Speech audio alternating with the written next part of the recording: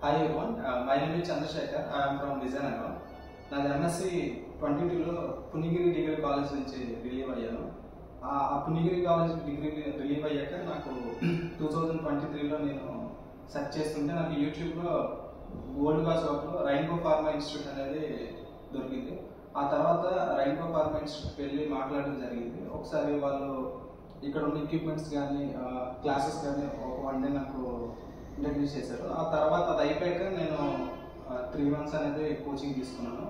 ఈ కోచింగ్ పీరియడ్లో నాకు మొత్తం అంటే ఒక ఫార్మా ఇండస్ట్రీలో ఎన్ని డిపార్ట్మెంట్స్ ఉంటాయి, అందులో డిపార్ట్మెంట్స్తో పాటు ఇన్స్ట్రుమెంట్ హ్యాండ్లింగ్ కూడా ఉంటుంది. ఒక క్లాసెస్ అనేది మనకి మార్నింగ్ కూడా చెప్పి ఆఫ్టర్నూన్ ఏమొచ్చి ఈ ఇన్స్ట్రుమెంట్ మీద ఏదైతే క్లాసెస్లో నేర్చుకున్నామో అది ఇన్స్ట్రుమెంట్ మీద మనకి నేర్పించడం జరిగింది. నెక్స్ట్ వచ్చేసరికి వీళ్ళు మనకి ఆఫ్ పార్ట్ చేశాక మనకి ఇంటర్వ్యూ సెక్షన్ కూడా కండక్ట్ చేయడం జరిగింది. ఆఫ్టర్ హెచ్పిఎల్సి హ్యాండ్లింగ్ యూఓడి ఇవన్నీ అయిపోయాక మనకి మాక్ ఇంటర్వ్యూ కూడా కండక్ట్ చేశారు. అలాగే ప్లేస్మెంట్ సపోర్ట్ విషయంలో కూడా చాలా హెల్ప్ చేశారు. బట్ బేసిక్గా నాకు వైజాగ్ ఇచ్చేదంతా నాకు నేనుగా రెజ్యూమ్లో సార్ మొత్తం శ్రీనివాస్ సార్ అన్నీ చెప్పడం జరిగింది. అసలు రెజ్యూమ్ ఎలా ప్రిపేర్ చేసుకోవాలి, ఎలా ఉంటే మనకు బెటర్గా మనల్ని చూస్తారని చెప్పేసి.